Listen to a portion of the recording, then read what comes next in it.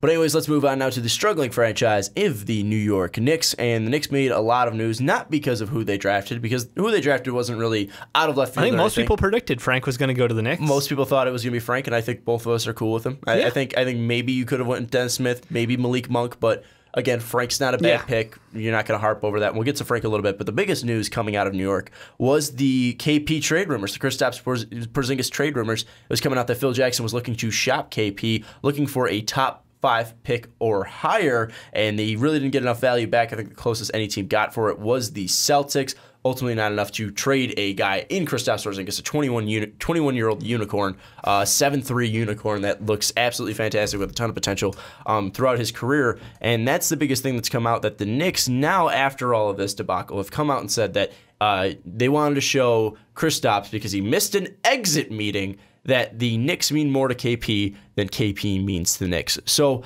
first off, Phil Jackson, is he handling the Knicks the wrong way? I mean, yeah, I think he's getting reamed by every media source in the world about this. Do you think he cares? He doesn't. That's the thing. The dude fell asleep during workouts for people during the draft. According to Jay reports, Williams, a top 15 pick said that Phil Jackson was asleep during his meetings.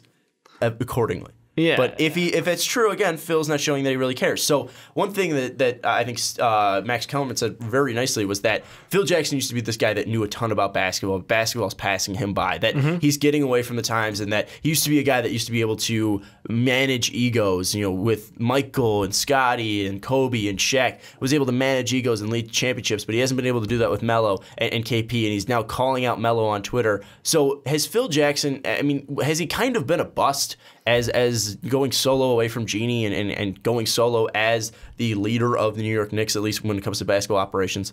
I think he has been, and I want to specifically touch on the point you said about being able to manage egos. The big difference now versus then was, in the past, he was the coach, and he played off of the management. He was the enemy to the management. He was all for the players. He would stand up for the players, and he would constantly pin things on management direction or blame management publicly in order to, I think, make sure the players had his back and he had the players' back. So I think that is a different dynamic than his current role of head of basketball operations for the Knicks, where he is the be-all, end-all of decision makers. I mean, you still have Dolan there as the owner, but at the end of the day, it's really Phil's vision for this team, and from that role, you can't really blame. I mean, yeah, you can blame Dolan, but they know that doesn't mean anything. So it's really just on the players and him, and it's a direct relationship. And knowing that, again, his basketball from the 90s and early 2000s, he was excellent. But now we're, round hole square peg. Well, and he's still trying to work in that operation. He's still trying to be a guy that leads, not only I'm going to control the players, I'm going to control what is put out there on the court when it comes to a play style. And that's why he butt heads with Derek Fisher. That's why he's kind of butting heads with Hornacek. I mean, not really publicly, but I mean, it's not like they had success. And they tried running the triangle, and that was directly from Phil Jackson. Yeah. He's trying to make his ideas thrive, and he's not managing his own ego well enough, because he's trying to force the triangle offense on a team that it won't work for, and he's trying to force his own ego on just Kristaps Porzingis, and it's something where I think Phil has really meandered this whole thing. And now you look at Carmelo, pretty much, he's got a foot out the door, but he's going to stay with the money. He's looking at money and then sanity at one side, and he's going to stick with the money for right now as it looks. Yeah, that no trade clause coming in real handy. Yes, it is. And then you also look at Kristaps, now a young player that is kind of getting pushed out of New York. It's not like it's a welcoming environment. So the question of this topic is, does Kristaps Porzingis have a long-term future with the New York Knicks? I'm still leaning towards yes. I think he will outlast Phil Jackson. I think eventually Phil Jackson will have the ripcord pulled on him, and he will be moved out of that position. Porzingis, to me, still has a ton of value. What we got to watch out of him, I feel like he's still going to end up being a great 2. I don't know if he'll be that 1, maybe he's a 1A in my mind. But again, he has a unique skill set. He has a fantastic body for the NBA. His size and athleticism combo is something we've rarely seen. Yeah. Only Dirk is comparable, because it's just the combination of the two, the shooting stroke. If he learns to play back to the basket a little bit and put on some more muscle, he will be unstoppable offensively. It's just a matter of making sure that he understands that the organization, while Phil Jackson may have try to push you out and be like, know your place, know that, this is not up to you. This is up to me. This is my direction of the team. You can't snub me and feel like you can get away with it. Like, I feel like that was just a super immature ego move. And going forward, I think that Phil needs to go. And I think that immediately salvages any hope of the future for this Knicks team, because right now there are talks of every free agent in the league, New York is the last place they want to go. No one wants to play for you in free agency. You're not going to you don't have a ton of draft picks. So, I mean, how are you going to continue building this team? It's ridiculous, though, saying that New York is the last place that people want to go for a draft pick. I mean, literally, Brooklyn is becoming more of a viable option for free agents than New York is. Yeah. And which is absolutely ridiculous to say, because you are the New York Knicks. You are the team that has been established there in New York forever as the basketball team. Yep. I mean, the Nets biggest market in the world. Yeah, the biggest market in the world, and you're not able to attract anybody there. Anybody. The last huge free agent to come here was Amari Stoudemire,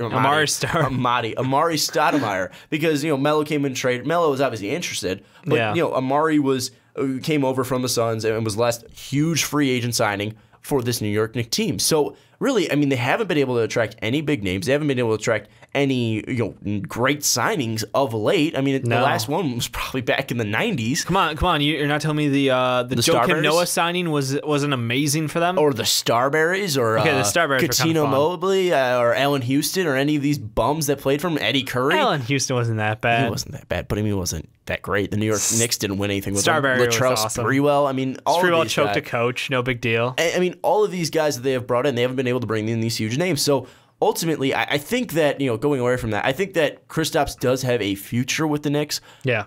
If Phil Jackson's gone.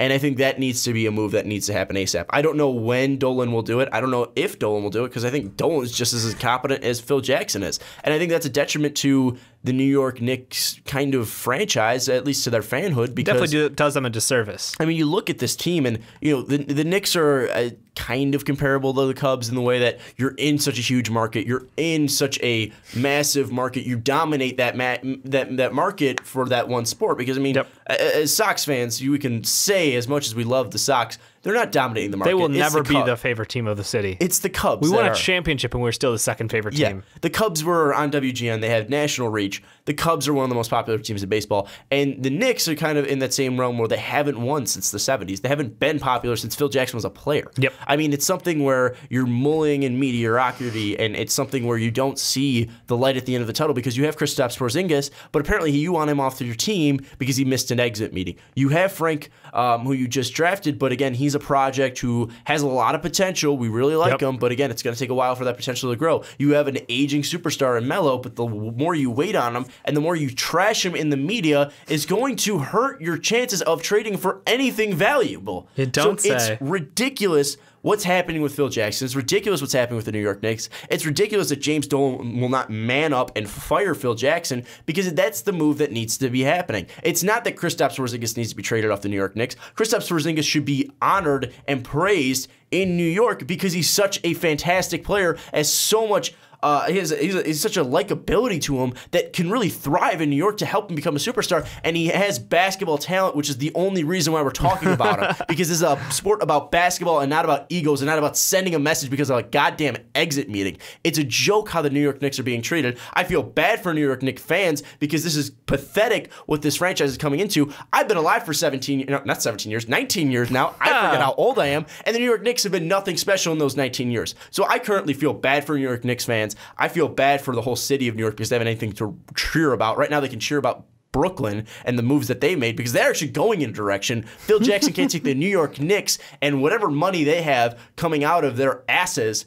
to make moves. And it's pathetic what they're not able to sell in New York, one of the largest markets, the largest market in the world, to free agents. It's pathetic that Kristaps Porzingis has been put through all this, and it's pathetic what Phil Jackson has done as basketball operations. So, ultimately, do you think the Knicks have a future in like the next 5 years?